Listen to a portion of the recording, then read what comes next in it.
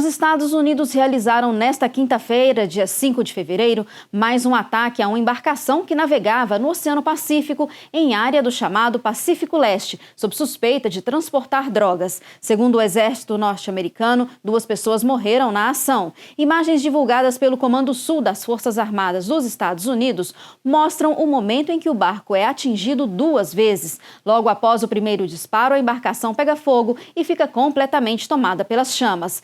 Em nota na rede social X, o SUFCOM afirmou que informações de inteligência confirmaram que a embarcação estava navegando por rotas conhecidas de narcotráfico no Pacífico Oriental e estava envolvida em operações de narcotráfico. As autoridades americanas informaram ainda que nenhum militar dos Estados Unidos ficou ferido na operação. Desde o início da atual campanha antidrogas de Washington em setembro, ao menos 128 pessoas morreram em ações desse tipo, de acordo com dados divulgados pela Associated Press.